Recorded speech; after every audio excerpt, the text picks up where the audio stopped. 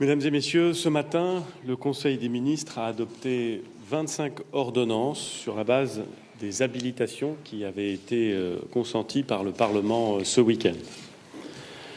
Le nombre, 25 ordonnances dans un même Conseil des ministres, est historique. Il faut remonter à 1958 pour trouver un précédent équivalent. C'est bien le signe que l'urgence dicte sa loi. Jeudi et vendredi dernier, samedi puis dimanche, le Sénat, puis l'Assemblée nationale ont voté, dans des délais exceptionnels dont je les remercie, la loi d'urgence pour faire face à l'épidémie de Covid-19. Grâce à cet ensemble d'ordonnances qui ont été prises sur le fondement de cette loi, notre pays est aujourd'hui juridiquement armé pour organiser l'état d'urgence sanitaire que la situation impose. L'objectif de ce régime provisoire, c'est de protéger au mieux nos concitoyens, à commencer par nos soignants qui se battent en première ligne. Et je ne veux pas me contenter de rendre hommage à leur courage. J'entends leurs demandes, je les assure qu'elles sont absolument prioritaires, qu'il s'agisse des équipements de protection d'abord, des moyens de transport des malades, de l'hébergement temporaire ou des financements. C'est la priorité des priorités du gouvernement.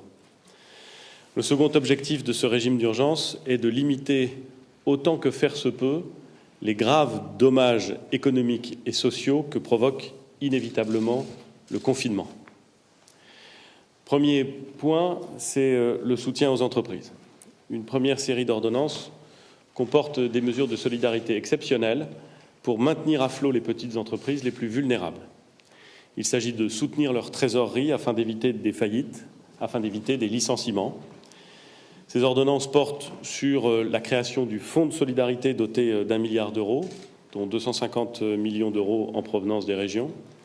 Il s'adressera aux très petites entreprises, aux micro-entreprises et aux indépendants les plus touchés par l'épidémie.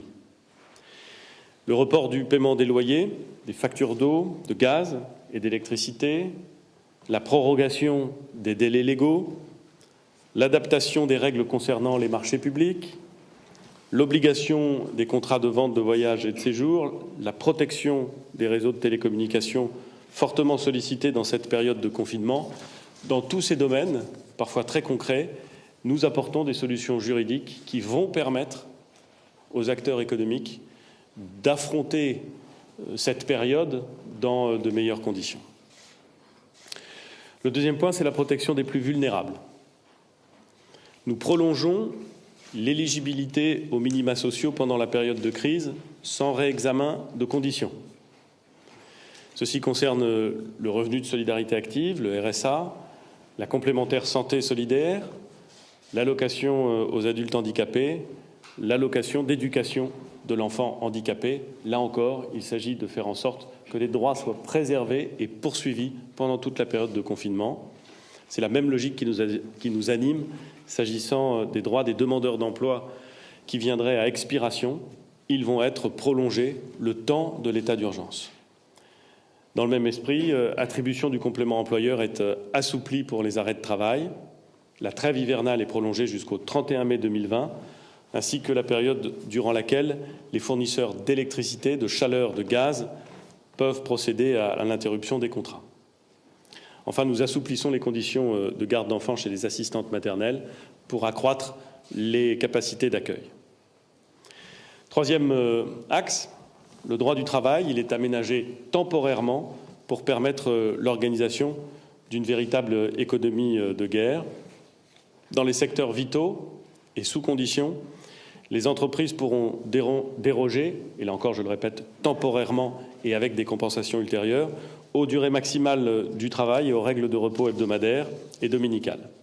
De même, des dispositions spécifiques permettent d'aménager les congés payés et les jours octroyés dans le cadre de la réduction du temps de travail. La ministre du Travail aura l'occasion de préciser ces dispositifs.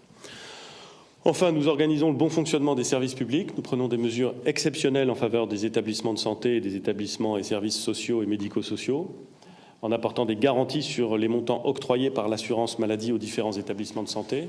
Il se trouve que ces établissements de santé ont parfois déprogrammé des opérations, voient parfois leur fonctionnement financier heurté par l'épidémie et le confinement. Il s'agit là encore de leur donner toutes les garanties nécessaires pour qu'ils puissent poursuivre leur activité dans de bonnes conditions.